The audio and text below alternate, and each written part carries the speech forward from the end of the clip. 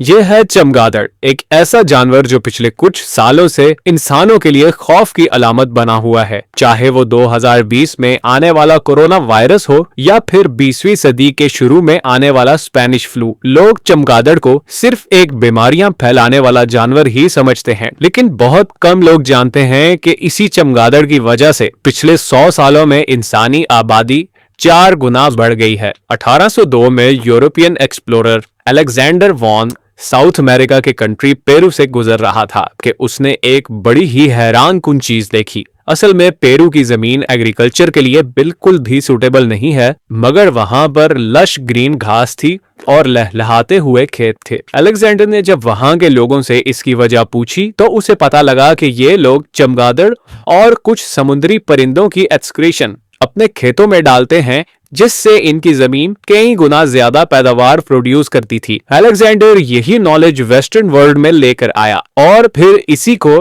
Fertiliser के तौर पे इस्तेमाल करते हुए वेस्टर्न कंट्रीज ने अपनी एग्रीकल्चरल प्रोडक्शन बढ़ाना शुरू कर दी। 1913 में फिर फ्रिट्ज हावर ने इसी फर्टिलाइजर को आर्टिफिशियली प्रोड्यूस करने का तरीका डिस्कवर कर लिया। इसी फर्टिलाइजर की वजह से इंसानी आबादी सिर्फ 100 सालों में लिटरली एक्सप्लोड हो गई। 1912 से 2012 तक पूरी दुनिया की आबादी 1.5 अरब से बढ़कर 7.5 अरब तक पहुंच गई। सब कुछ अच्छा जा रहा था, लेकिन फिर 2010 में साइंटिस्ट्स ने एक बहुत ही खतरनाक चीज की डिस्कवरी की। इस फर्टिलाइजर में यूज होने वाले 2 कंपाउंड्स, पोटेशियम और फॉस्फेट, जिन्हें कंबाइंड फॉर्म में पोटैश भी कहा जाता है, हमारी जमीन से बहुत तेजी से खत्म होने जा रहे हैं। अब पोटेशियम के रिजर्व्स तो हमारी जमीन में शायद अगले 100 साल तक के हैं, मगर दूसरी तरफ फॉस्फेट के रिजर्व्स शायद अगले सिर्फ 50 साल के ही बाकी रह गए हैं। और दूसरा सबसे बड़ा मसला ये है कि फॉस्फेट हम आर्टिफिशियली क्रिएट नहीं कर सकते। इसी वजह से बहुत सारे कंट्रीज ने फॉस्फेट रिजर्व्स को बचाने के लिए सख्त पॉलिसीज इंप्लीमेंट करना शुरू कर दी हैं और इसके नतीजे में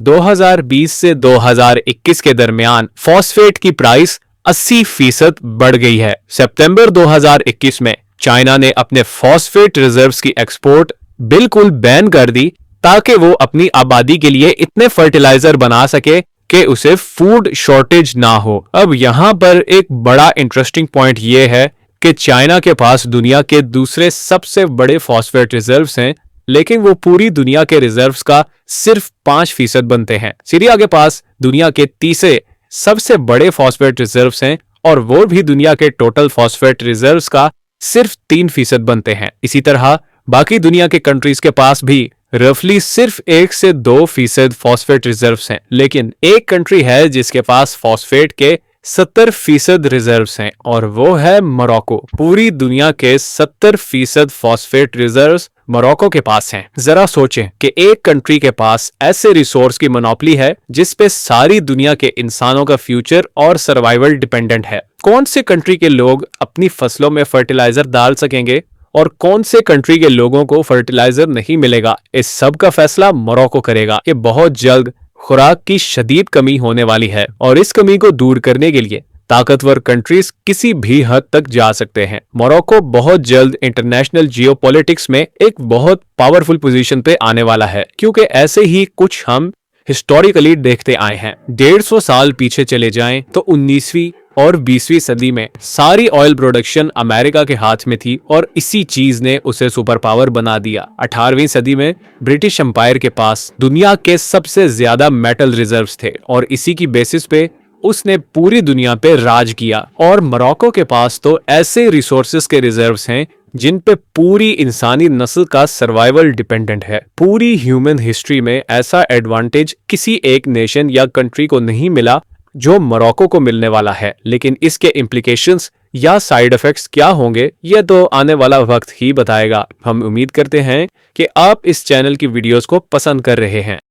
वीडियो को देखने का बहुत शुक्रिया। अगर आपको वीडियो अच्छी लगी हो तो बराए मेहरबानी वीडियो को लाइक करें और मेरे चैनल को सब्सक्राइब करें। शुक्रिया।